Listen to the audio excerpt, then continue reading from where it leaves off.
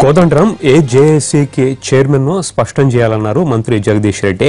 ప్రస్తుత JAC ఎక్కడిదో committee ఎప్పుడు వేశారో తెలపాలన్నారు. కోదండరాం ప్రవర్తన అనైతికమని, ప్రభుత్వంపై గుడ్డిగా వ్యతిరేకత పెంచుకోవడం సరికాదని ఫైర్ అయ్యారు మంత్రి జగదీష్ రెడ్డి. కొంతమంది లేనిది ఉన్నట్లు చెప్పుకొని, పోయింది మాది అని చెప్పుకొని కొత్త పేర్లు సృష్టించుకొని జేఏసీ పేరు మీద ప్రభుత్వం మీద, కేసీఆర్ గారి మీద అనుచితమైన దాడికి పాల్పడతా ఉన్నారు. మేము స్పష్టంగా చెప్పదలుచుకున్నాం తెలంగాణ రాష్ట్ర ప్రజానీకానికి అందరికీ కూడా, ఇవాళ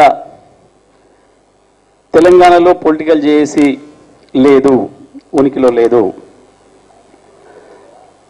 జేఏసీ చైర్మన్గా చెప్పుకోబడుతున్న మిస్టర్ కోదండరాం గారు తను ఏ జేఏసీకి చైర్మను, ఆ జేఏసీ ఎప్పుడు ప్రారంభించినరో,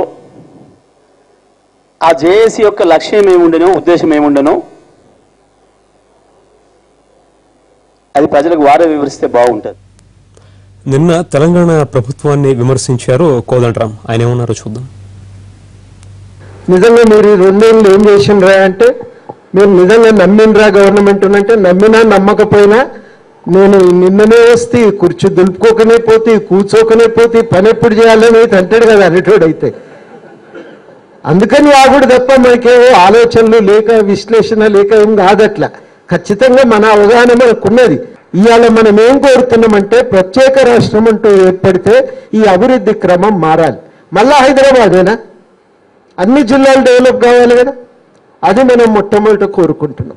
రెండవది ఏం కోరుకుంటున్నాం, మళ్ళీ ఈ రియల్ ఎస్టేట్ డీలర్లు కార్పొరేట్ శక్తులేనా? కాదు కదా. తెలంగాణలో ఉన్న 50 మంది ప్రజలు దీనివల్ల